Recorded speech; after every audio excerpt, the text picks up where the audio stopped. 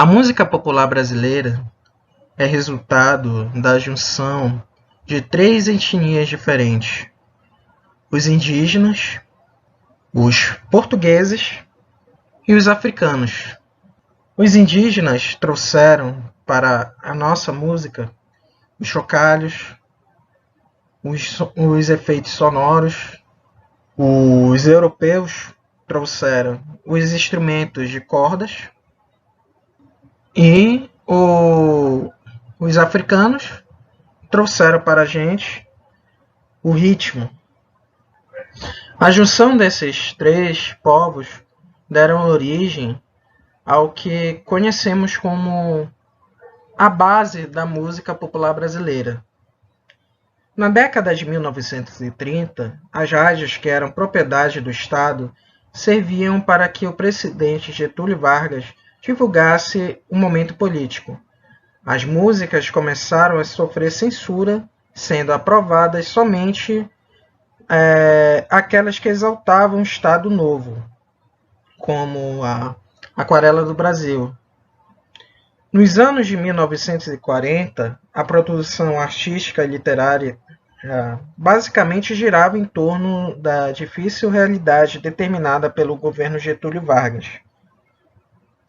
Cada artista passou a refletir sobre essa época de inquietação de maneira própria. Então, as músicas que eram divulgadas nessa época eram justamente para falar sobre o cotidiano, falar sobre coisas boas do Brasil, falar sobre amor. E essa ficou a cara da música popular durante esse período. Isso por algum tempo, é claro.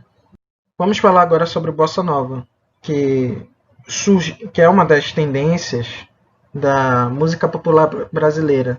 Ela surgiu no final de 1950, com influências do samba e do jazz.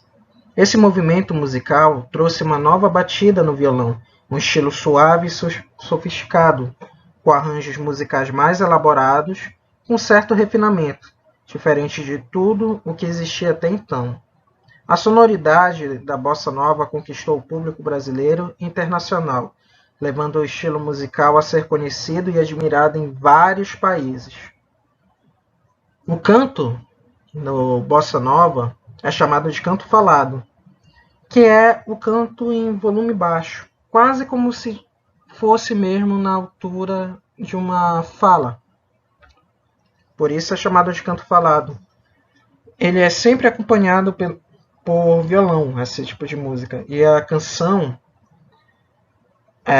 está ligada ao cotidiano do povo brasileiro. Aqui eu gostaria que vocês dessem uma pausa no vídeo, né? E fossem escrevendo esses links nos seus navegadores para poder escutar cada um desses estilos. O primeiro é um samba, o segundo é um jazz americano. São várias músicas de jazz americano que tem aí.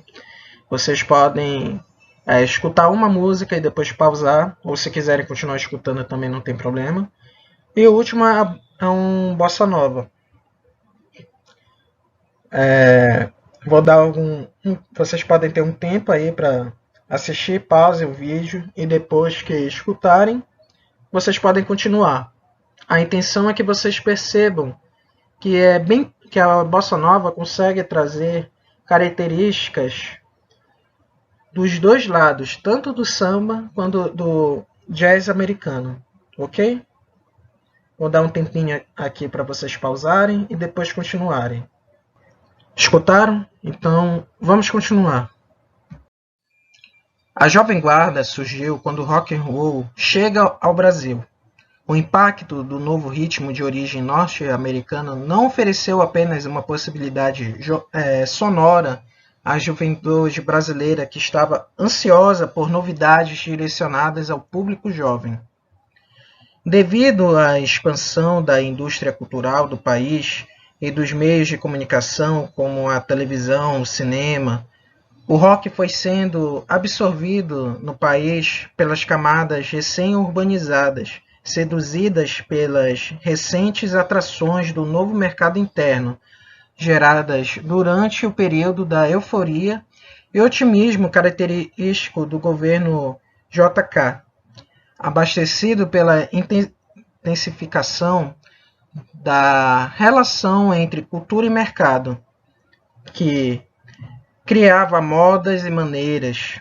O rock passou a povoar o imaginário dos jovens brasileiros. Nos primeiros anos da década de 1960, época de transformações políticas, sociais e culturais em todo o mundo, o Brasil assistiu à ascensão de compositores e intérpretes que se tornaram ídolos de grande parte da juventude, a Jovem Guarda. Logo em seus primeiros acordes, a Jovem Guarda tornou-se um fenômeno musical e contemporâneo. Os festivais de música popular brasileira surgiram na década de 1960. Eles foram televisionados e tiveram um enorme alcance de público. Novos compositores como Chico Buarque, Caetano Veloso, Edu Lobo, entre outros, se tornaram conhecidos por causa do festival. O público lotava os locais onde aconteciam as apresentações e milhares de espectadores acompanhavam pela televisão. O primeiro dos festivais foi organizado pela TV Excelsior de São Paulo, em 1965, e posteriormente passaram a ser produzidos pela TV Record. Artistas como Elis Regina, Caetano Veloso, Gilberto Gil, Os Mutantes, Geraldo Vandré, Edu Lobo, Chico Buarque, entre outros, tiveram projeção nacional pela participação e premiação em diversas edições dos festivais. O cenário da ditadura militar ameaçava a liberdade de expressão por causa da censura e do regime opressor. Compositores como Geraldo Vandré e Chico Buarque criaram canções que denunciavam a ausência de liberdade e, para driblar a censura do governo, usavam metáforas para dizer indiretamente o que queriam. Os festivais de música tiveram um papel fundamental na história da música popular brasileira durante esse período por causa da vinculação pela televisão e da divulgação das produções musicais. Uma música que vocês podem pesquisar é do Chico Buarque, chamado Cálice. O tropicalismo foi um movimento de ruptura que sacudiu o ambiente da música popular e da cultura brasileira entre 1967 e 1968.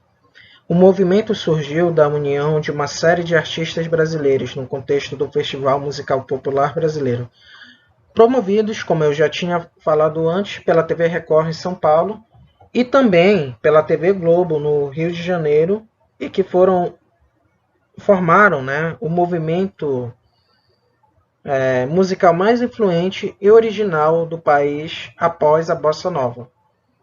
Um momento crucial para a definição do tropicalismo foi o terceiro Festival de Música Popular Brasileira, em 1967, no qual Caetano Veloso interpretou Alegria, Alegria, e Gilberto Gil, ao lado dos Mutantes, Domingo no Parque.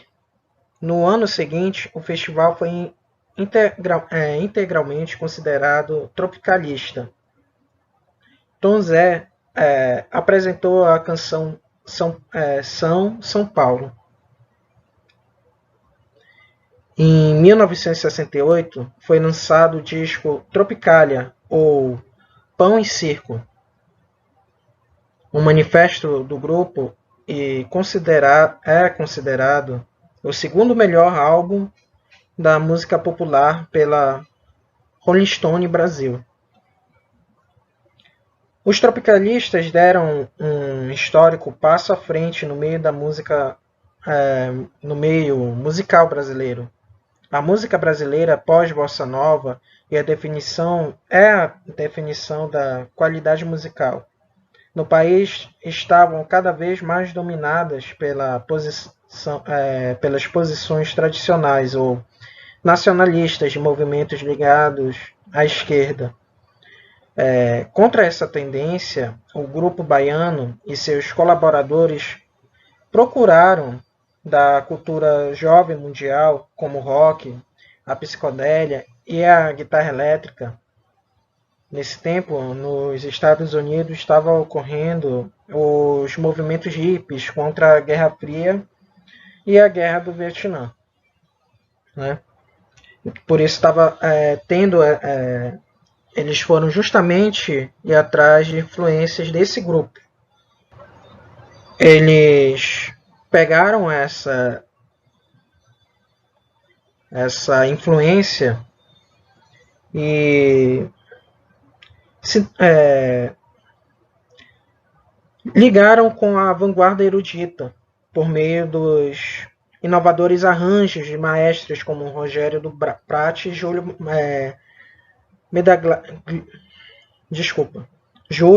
Medaglia e Damiano Cossella, a unir o popular, o pop e o experimentalismo estético. As ideias tropicálias acabaram impulsionando a modernização, não só na música, mas da própria cultura nacional.